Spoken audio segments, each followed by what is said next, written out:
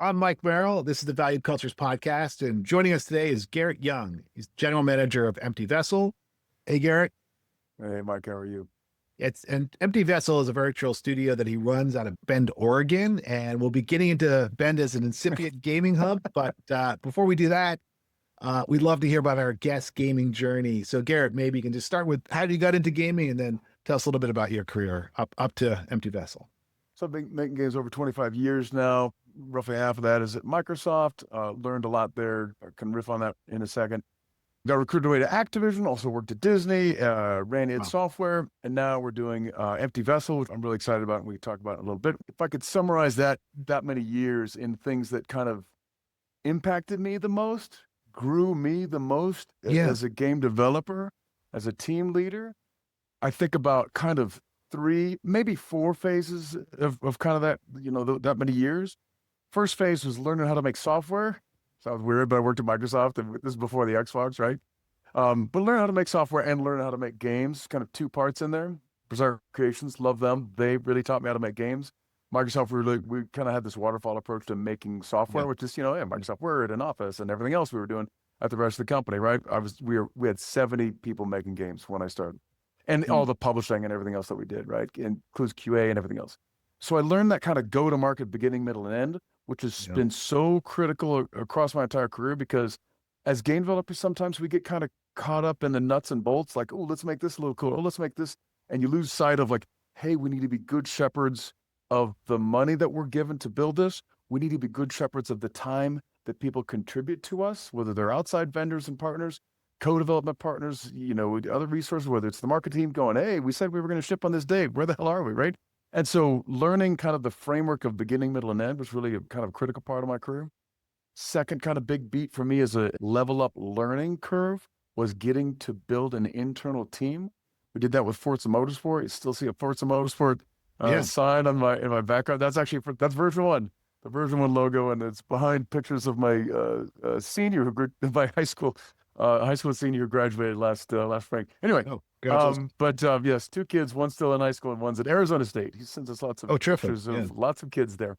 Anyway, getting to build an internal team and an internal game from scratch was really a huge growth opportunity for me. I really value that experience, made probably every mistake in the book, but my management, Ed Freeze, I know you guys have had him on the podcast, love him, love Ed. Shannon was my manager. She's awesome. They came to me and said, Shannon Loftus, who's a senior advisor. Yep. Yeah, exactly. Yep. You guys have had her on, senior advisor for you guys. She's awesome. Yep. Every time I get to see her, I wish like there was more industry events. Like there's no more E3, but I get to see her like a DICE or a GDC, or, we run into each other. She's awesome. But the thesis of that game and that team was, hey, we have this Xbox. We know Gran Turismo is not coming to the Xbox anytime soon.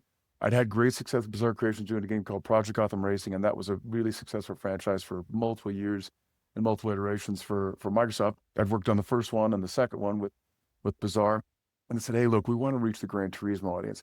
Racing games aren't, like, if you never play racing games, you're like, oh, racing games are just racing games. They're not. There's so many kind of sub-genres. And so we felt really good about a bit of an arcade, although PGR had great physics and visuals, but it wasn't like a earn money, virtual money, and then spend that money on upgrading your car, the parts of your car, and or buying a new car, really kind of the sim side of it.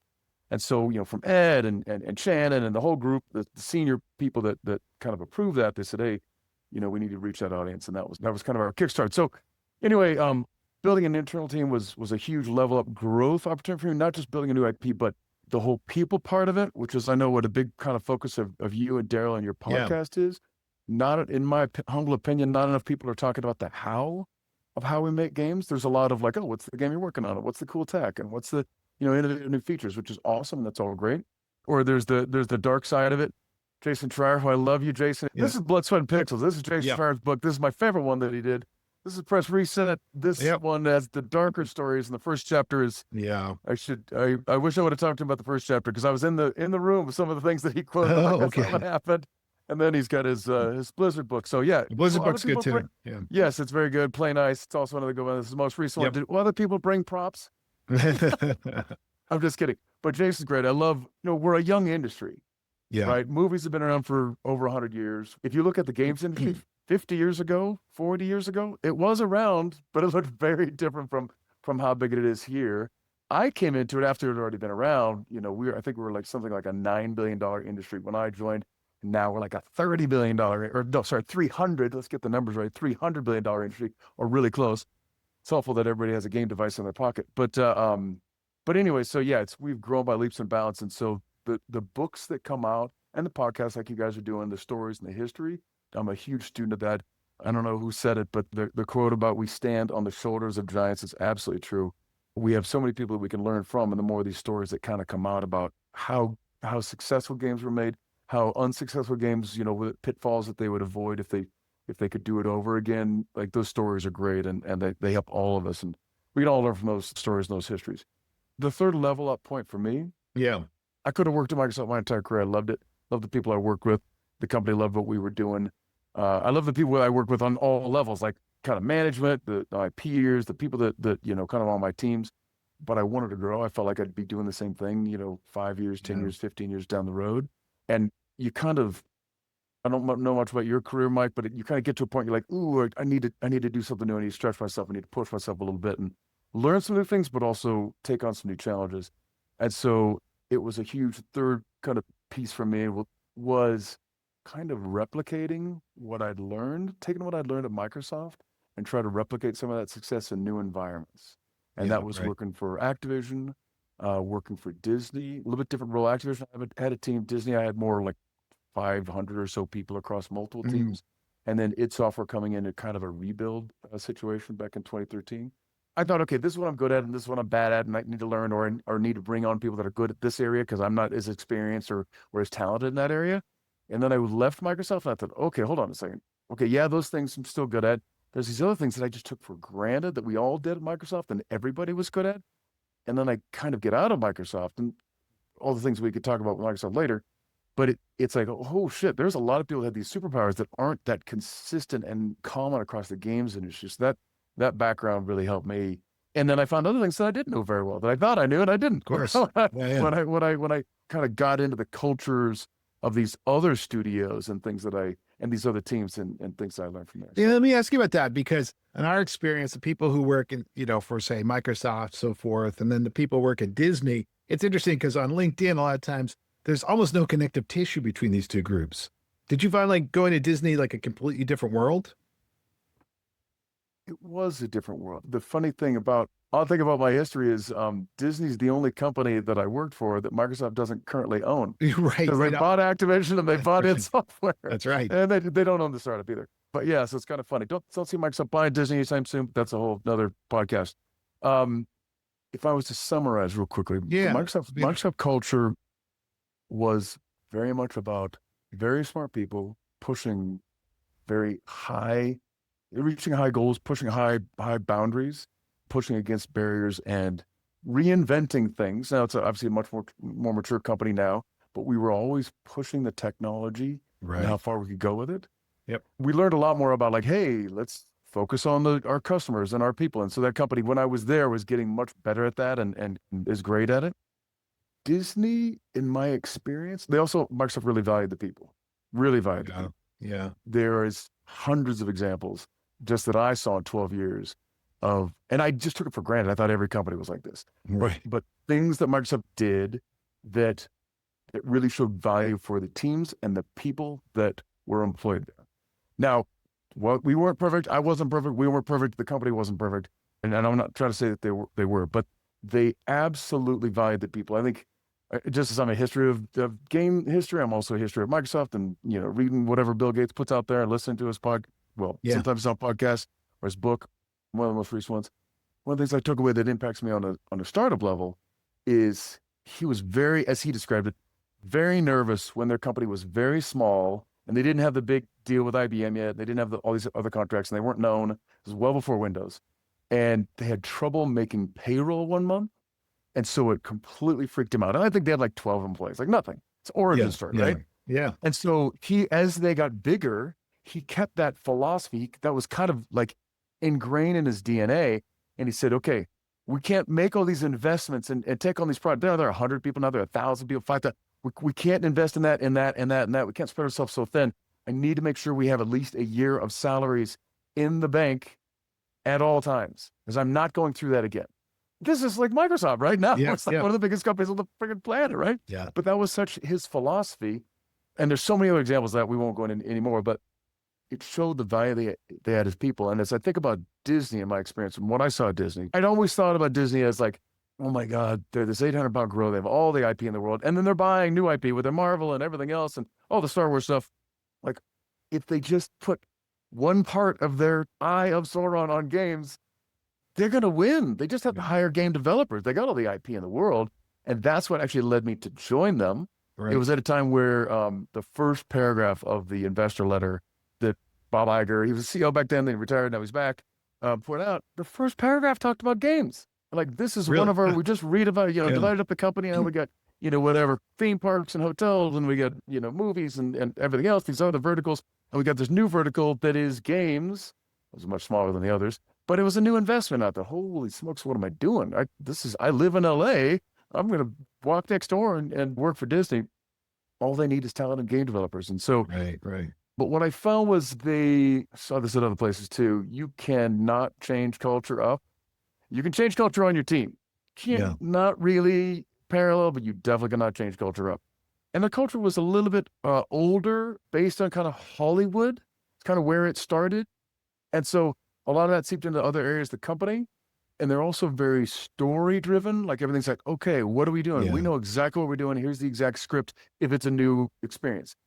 And our side, all of us on the game side, was like, okay, I get it. This game does have a story, but we're going to discover a lot along the way as far as what makes the game great. And some of the things are going to be the characters. Some of the things are going to be the twists in the plot of the story, but some other things are going to be the interactive side, right? And so we need to get a controller in players' hands, and we need to get feedback, and we need to pivot and kind of adjust as we learn. Now, we actually did create a great playtest kind of a environment at Disney. It wasn't there before, but we did as we were kind of getting bigger. But there wasn't as much patience for that. Also, movies in general tend to be made quicker. Not the Pixar movies. Pixar movies are more like us. Like, animated movies are more like video games. Like, they take longer to make. And you can't just say, oh, you know what? Let's take two, and the three NPCs over there come in a beat later. Like, you can't do it. You're like, okay, send it back to the animators, send it back to the team. Tomorrow we'll look at it, right? Pixar, I'm assuming I don't work there, but for making games, it takes a long time to get stuff standing up on screen. In movies, it seems that they can do dailies and they can adjust stuff quicker, and then they got everything in the editing bay, and they cut up the movie and they put audio on it. It's expensive, of course, for the big movies, especially big Disney hits. Your mileage may vary. Anybody who worked at Disney, great people there, but their patience for the exploration process and creative discovery process wasn't as much as other game developers and even software developers like Microsoft. Microsoft had more patience for making mistakes, and we made a lot of money off of Windows and everything else, so certainly that allows you to make mistakes and along the way. So you had an incredible career through these big established companies, as you said, of different flavors, but still similar that way. Can you talk about founding Vessel, Empty Vessel? How'd you get there? As I kind of mentioned briefly, like, there's these kind of three big phases of like growth. And once in my career, personal career, and once I'd left Microsoft and worked at Activision, at specifically a studio called Treyarch, they do a lot of Call of Duty there. We did a James Bond game there. Once I found that I could reproduce the success that I'd had, and people I'd worked with, we'd had at Microsoft, once I saw I could reproduce that elsewhere, then I started to think, okay, wow, could I do this on my own? Where if you're working on a James Bond game, you got to get approvals from Activision. Of course, you got to hit their dates, and then you got to, of course, get the approvals from Cubby Broccoli's kids, his daughter and son, who now run Eon, Everything or Nothing. And so James Bond has got to, Danny Craig's got to look a certain way, and M's got to look a certain way, and the story's got to do this. And they didn't want any blood, so they didn't want any shooting. And you're like, oh my God, have you seen your movies? There's a lot of shooting, right? So you've got all these approvals and all these gates you got to get through, which is fine. It's their IP. It's not my IP. Activision signed that deal so that we get, call it free marketing, because everybody loves James Bond. And certainly Daniel Craig, kind of gave a lot of juice and reinvigorated that franchise. So it always made me think, gosh, could I do this on my own? Build a team of people that, either I've worked with in the past or kind of new talent and bring people in. So I'd kind of always been looking for opportunities to do that. And then after I was brought in to help rebuild id and reintroduce the Doom IP to gamers, and we had success with that, then I thought, okay, I'm ready. This is now, we as the leadership team had to virtually completely rebuild that studio. Not from scratch. We had a great engine. We had a great IP, of course, with Doom. We loved it. And we had a great core team, but there was a lot of changes we had to make. I think Jim Collins calls it, the first thing you do as a leader, you get on the bus, and then you make sure you have the right people on the bus, and then you make sure they're sitting in the right seats, which is different than having the right people, right? Yeah. So you got to move some people off the bus and get some new people on the bus, and then make sure they're all sitting in the right seats, and then go. And so anyway, we had success with that. And I'm like, okay, now I'm ready. Well, then it's a question of, I've never put my hand out for money before. I've just worked at big AAA, companies and studios. And so that was a whole learning curve for me. And during that time, I was kind of helping some different friends raise money. And as I was helping them raise money and kind of set their studio up, or recruiting, or getting their pitch together, I've done, as you can imagine, 1,000 pitch decks, and not pitches for money, but like management decks, right? PowerPoint decks and spreadsheets and all of that, and running projects and teams and studios and everything. And so I'm like, okay, how do I translate what I've done before to actually the sales side of the world? I'm not a salesman at all. I'm married to a sales lady. She's awesome at it. I'm not a salesperson. I love rolling up sleeves and working with the team on reaching big goals, right? And so it's a little nerve-wracking to learn how to kind of do the sales side. But anyway, but I'd always wanted to do it. So as I was helping kind of different teams and different friends kind of either raise or, whatever, refine their creative direction, I ended up joining with a friend of mine. His name's Emmanuel Palalic. I hired him into id years ago as a character modeler, and he kind of leveled up there. He did a great job on Doom. He was integral to our gore pipeline. Gore, if you played Doom, the gore is kind of a big deal in that kind of game, and the glory kills, right? So he was integral to making our characters and making that whole system work really well, working closely with the engineers. Anyway, so he kind of had a similar vision, right? Hey, I want to do something new too. So we got together. He had already had a really beautiful prototype and had this vision for a world that he wanted to create. And I got really excited about that. And we refined the pitch deck and worked together. And then we found some funding sources, VCs, friends. We had some angel investors. We've done 2 rounds. This is all public. Did a seed round 2 years ago and a Series A round this year. Great. We found great partners that shared our vision. And not just vision for the game that we're making in this game world. We're building it, this is also public. Yeah, tell us about We've announced this. We're building a shooter in this. It's a PvP shooter in this world, but really we could be making any game in this world. It's kind of we're very focused on immersion, and very focused on the tone of the world. We don't want to have like a lot of HUD because you need it as a game player, right? But we want to keep you in the game and in the 3D world as much as possible.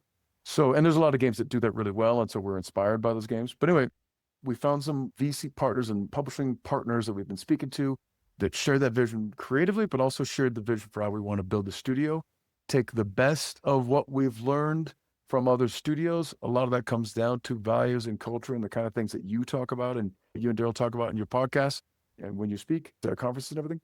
And even, you meet people through the industry, to people that you've worked with on various teams, right? Whether they're contractors or employees or whatever it is, or peers. And you say, oh my gosh, I want to work with this person more. I know this person is great at execution. I know they're great at putting beautiful pixels on screen, if you will. That includes gameplay and tech and everything else.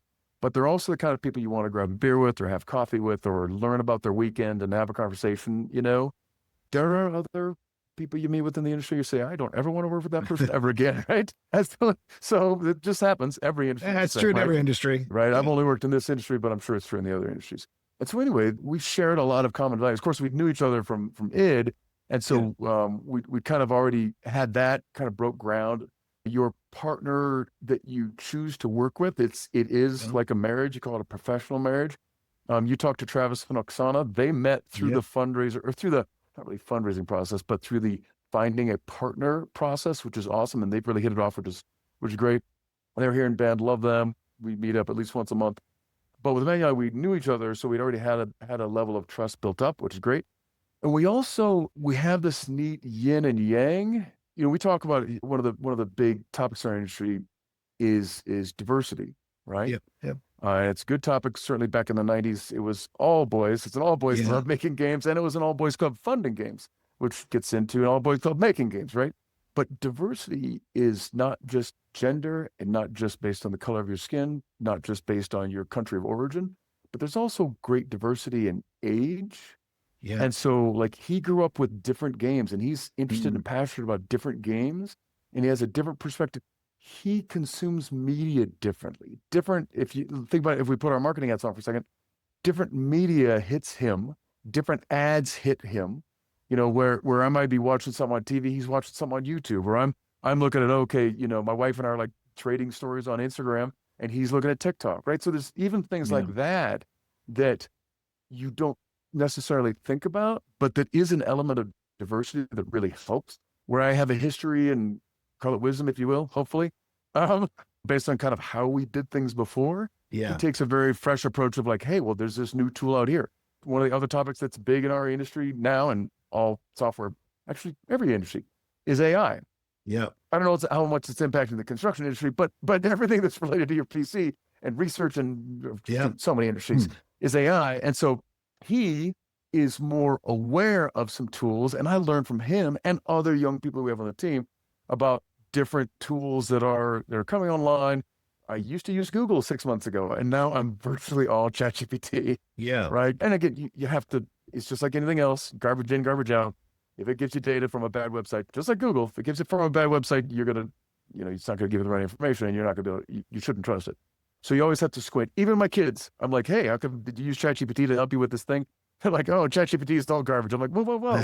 There's some good stuff in there. You just have to be able to filter, right? Yeah. And he started the company before me. I joined him. So he's technically the Okay. CEO. I'm the COO. But the business titles, and I tell this to all startups, I'm like, don't worry about the damn business titles. Focus. Yeah. You don't need to get confused by the oh, there's the business part. Yes, you need to have a lawyer. You need to have an account. There are all these things that you need to do, this layer of things you need to do, but stick to your knitting, right? You got into this business because you wanted to make games, or you got to this point of asking for money because you had success in the previous games you made. Don't get lost in this stuff. That's like how we run the company. It's not that it's not important. It's just that's not your day-to-day job. And also, when you ship your game, no one's going to say, wow, this is a piece of crap, but oh my gosh, their QuickBooks Online is so solid. It's so clean. And they ran their board meetings so perfectly, right? You Yeah. do have to have board meetings and all the kind of things, right? But you need to make a great game. You need to make sure that not just the players love the game, but that your developers love making the game. How I approach things is, you know, a lot of people say, oh, the gamer is at the center of what we make. For me, the developer is at the center of what I make and what I love making. And if these guys are happy, and by guys, I mean men and women, I don't mean just men, right? I just say guys or developers. Yeah. These Yeah. people, if these people are happy, then good stuff's going to show up on screen. And people are going to want to come back to work tomorrow, right?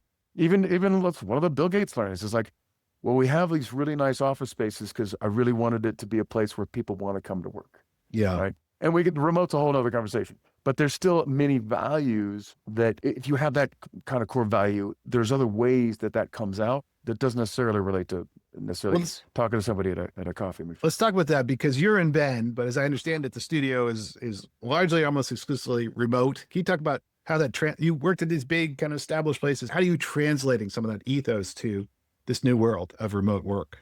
Yeah, it's a great topic. Certainly a very timely topic for us. We're fully remote. We have 18 full-time people right now and roughly 10 contractors. We are fully remote for multiple reasons, not the least of which is that we get access to an international talent pool. We had 5 engineers in Australia. Have 5 now. 1 in Canada, 1 in Seattle, close to Canada. Emmanuel is based in Tokyo right now. Wow. Another artist we hired about 3 months ago in the East. We have 2 artists and an audio designer in Eastern Europe. We have a number of people in Texas because we kind of met in Texas, right? Emmanuel, I met in the Dallas area with ID. Yeah, we have three. One guy is actually now in Thailand. He was in Dallas. And so we have three people in Austin, 3 directors in Austin, which is great. So yeah, we're kind of everywhere. We do it, like I said, for the access to the international talent pool. We do it to save money. We're a startup. Yeah. We have to be smart about how we're spending other people's money, how we're spending the money that people have entrusted with us to deliver on our goals. That's why we are where we are. There are values to both. There are values to working in an office and there are values to working at home. Certainly at home, you can have better work-life balance. You can, instead of saying, honey, I can't, feed the dogs or walk the dogs, I can say, yeah, well, I got 2 hours worth of meetings here and then I got another hour of work, but after that, I can definitely walk the dogs, right? As opposed to driving. I mean, I lived in LA, I drive an hour to get home. Like that's not, part of the reason I don't live in LA anymore. Great place to visit. It's hard to do. It's hard to keep that work-life balance, which is remote. I mean, look, COVID was a bad thing internationally, obviously, it's a Yeah. pandemic and many people died through that process, but there was a silver lining. And part of that silver lining specific to our industry is so much of the technology to be able to work separately exists now and has been proven. And that's technology Yeah. for security. That's technology for build pipelines and stability and keeping the team productive. That is also a benefit of people becoming comfortable. At ID, we were owned by ZeniMax, of course. And so many of our policies were company policies. They owned, I don't know, 6, 7, 8 studios. They still do. They're owned by Microsoft now, of course. But we couldn't hire out of the building. Everybody we hired, this became a kind of a recruiting challenge. We had to sell Dallas, right? And there's really cool, a lot of cool things about Dallas, but we didn't really want people to come visit in like early August because it's Yeah. it's 112 outside in the shade. But that did change.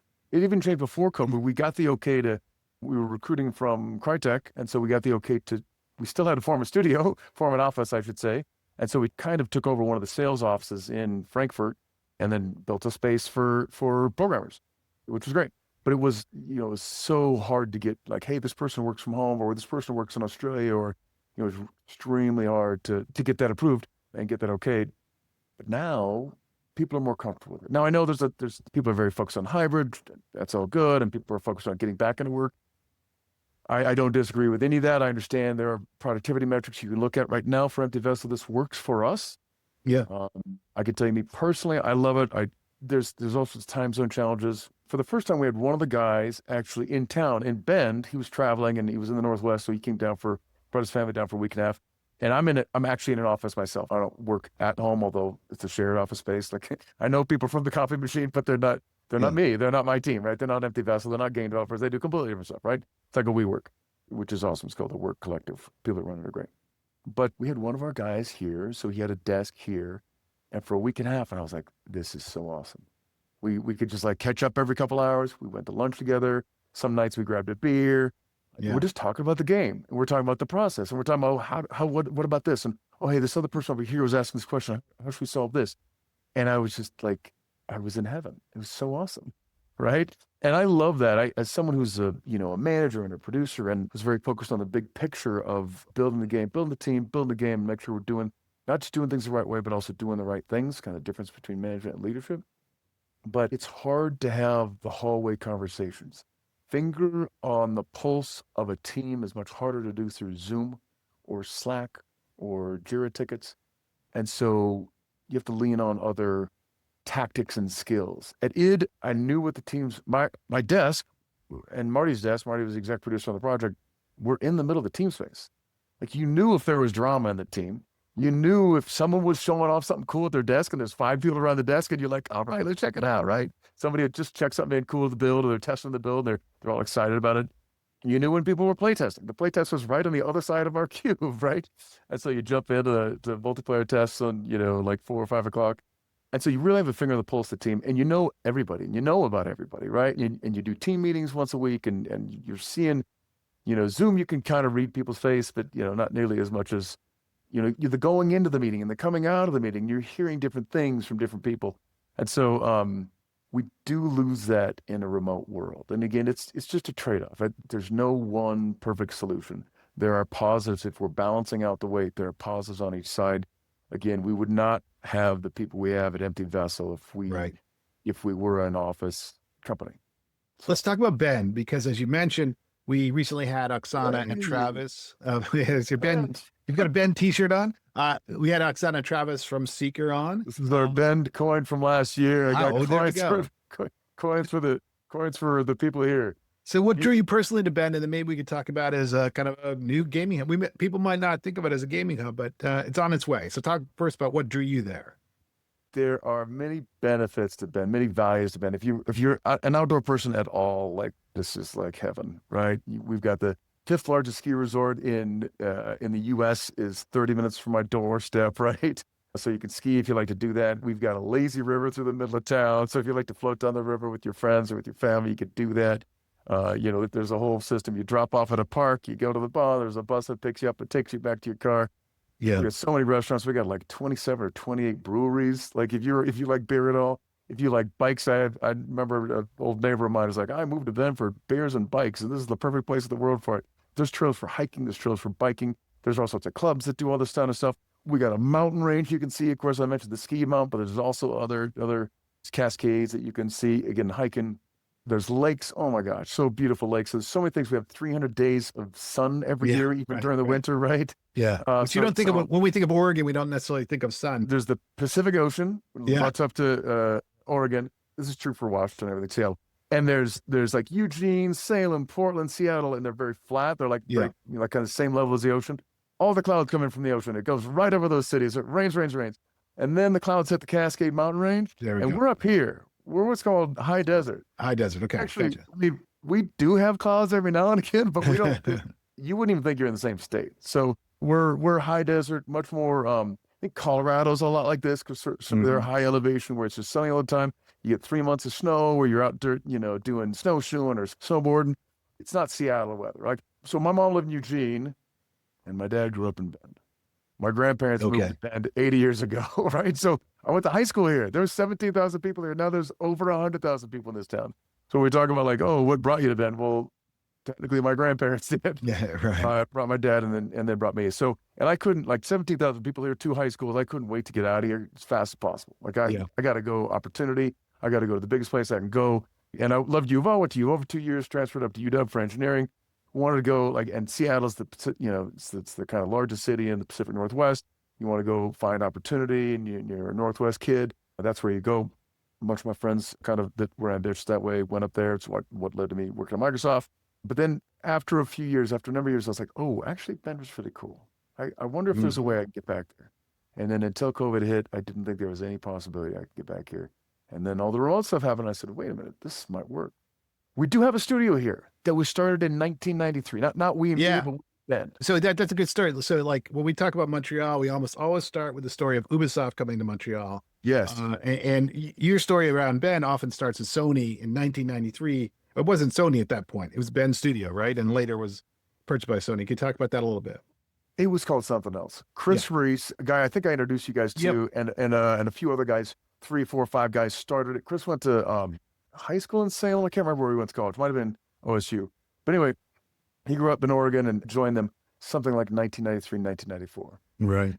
They were not part of Sony. They were, I think, he would know the history. I think they were making like MUDs, multi-user dungeons, domains, and text-based games. And it was like 3 or 4 guys making stuff because they wanted to make it. And I don't know if they were working out of a garage. I have no idea. I was in college at this time, or just kind of graduating college, and I was very much kind of away from Ben at the time. But I can remember hearing about them. And their name, you have to ask them. I can't even remember. It was something like Ziptronic or some very tactical name that didn't, like, you wouldn't say like, oh, it's a game company, right? Because back then there was no game companies. There was like not a thing. When I started at Microsoft, making games at Microsoft, I would tell my friends I made games, and they're like, "What? What do you mean you made games?" Like my degree is engineering. I worked with them, the school with them, and I'd tell my friends I made games. Tell my mom I worked at Microsoft. It was all perfect, right? but because like people didn't know you could make a career making games back then, right? So anyway, these guys were making a career of it, and then they did some projects for Sony, and then those projects were good. I think you'd have to ask him about the exact story. They did some maybe some ports. They did some Vita stuff, some of the handheld PlayStation stuff against the various. They have some different IPs that they worked on. Then they got the okay to work on some Uncharted stuff, and they continued to deliver and execute for Sony. So Sony really loved them. So at some point, Sony bought them, and then wanted them to grow. Sony first-party studios are not small, and then they got the opportunity to do a zombie game called Days Gone. I think it was their first new IP, at least under the Sony umbrella. They had Siphon Filter, I think was their first game, and I don't know if Sony was the publisher and then bought them. I don't know. You talk to him about the history, but they kept leveling up with their games, and because they executed. Game development is all about execution. We got to execute. If you don't execute, again, you burn the trust of your investors and your publishers. You burn the trust of your team. You burn the trust of everybody as a stakeholder in your success. And so they were really executing and doing a great job of it. And so, like I said, eventually Sony bought them, gave them the opportunity to do, I guess maybe their second IP. I don't know if Siphon Filter, I think, was theirs. But anyway, and the Uncharted stuff, obviously Sony. And so Days Gone was this awesome zombie game, huge, passionate audience for it. It was actually based in Central Oregon, which is kind of cool. Right. Like the mountains, there's a lot of similar names, similar areas. Freak people out who lived here, like, oh my gosh, the zombie horde in the forest. But it did really well with a core audience. But I think it didn't sell as well as like a Horizon Zero Dawn or Uncharted or Last of Us. And so I assume, not at Sony, I'm not in their decision-making meetings, but I assume that Sony said, hey, well, this is the bar for our internal games, and so we want you to work on other stuff. So I don't know what they're working on right now, and if I did, I wouldn't tell you anyway if they haven't publicly announced it. But good group of people. I don't know a lot of people there. I know Chris, of course, that runs it now, and I knew a few other people that we have. We have 40 people in our Discord for the community here, the game dev community here. Yeah. I think 4 or 5 of them are either Sony Bend or they ex Sony Bend, and now they're doing their own startup. We got 4 or 5 studios here. Sony Bend obviously being the biggest, and then others that are kind of still at the startup stage, early small team, and some of them are remote, where we have a lot of remote workers. So yes, they are the origin. My vision for us here and growing our space here, and again, I'd love. Maybe pick your brain more. You can introduce me to Jason Donorado. Yeah, you should make Jason. Talk to your other podcast. Yeah. I'd love to learn kind of how the Montreal space grew. I know I've heard about tax benefits and everything. I know Deus Ex and one of the Batman games and some other stuff that have been centered out of there. And even when I was a part of ZeniMax id and ZeniMax, they even for the Bethesda team, even hired up some people, or maybe formed a satellite studio in Montreal. I remember. That's right. I'm not on the day-to-day, but I seem to remember one of our midwinter meetings talking about that. But anyway, so yeah, my goal, I guess, dream here is that we can build a community here where game developers are helping game developers, and we're not sharing confidential stuff. And anything we hear confidential, we keep confidential, and you don't want leaks, but where we can help each other, whether it comes to recruiting, help each other. As you well know, there's been layoffs kind of across the board the last 3 years. And so some people are here and lose their job. And so, hey, how can we help connect them with other jobs? That's supporting each other, giving creative feedback. Travis and Oksana, they have gotten feedback from internal Bend people creatively, which is awesome. If there's opportunities for us to share resources in the future, I can imagine a team of like ninja engineers who can kind of come in and help, the final 6 months of projects and then I'm just envisioning their own company where they can kind of help other Bend teams and kind of help local, which is awesome. But that's what I want to kind of, you got as much gray hair as I have. We get to this point in your career and you're like, I want to help give back. And I want to give back to the game development community and as a whole, but also want to help give back to the place that I love and grew up and that I've seen grow on its own in an awesome flipping way. When I lived here, there was no roundabouts. Now there's like 40 roundabouts, right? Roundabouts, like, this is awesome. Instead of sitting here at a stop sign or a stop sign, it actually keeps the flow of traffic going. Much safer too. Yeah, much safer. Yeah, when I was here, there was a mill. Now there's something called the Old Mill District. It's like there's like 40 restaurants and cute shops and everything. So it's cool to see how the city has grown, and I want to contribute back to the city just as much as I want to contribute back. There's only so much I could do outside of what I do, right? I make games and I always make games.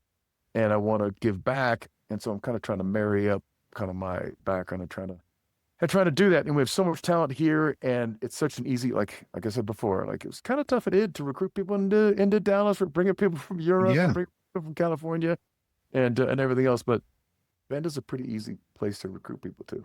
That's great. I love that. Sounds. And we should check in like every year. And you can I definitely. Garrett, how's it going? How's it going? Is this all empty bullshit talk? Is this like culture or like words on a website? Or are you guys actually living it? And I don't know how fast it's going to happen. Another Bill Gates quote, or maybe it's someone else, but he used it. Like, people tend to overestimate what they can accomplish in a year and underestimate what they can accomplish in 5 years. So I have no idea when we're going to be able to do this. And everybody still needs to stick to their knitting, right? There are things that we can do, whether we're getting together once a month, or even just reached out to, we have a university or a branch of OSU Cascades, they call it. And I just reached out to their digital arts group and like, hey, I want to, like, how can we help grow the talent pool for any of your students who want to go on a game development, right?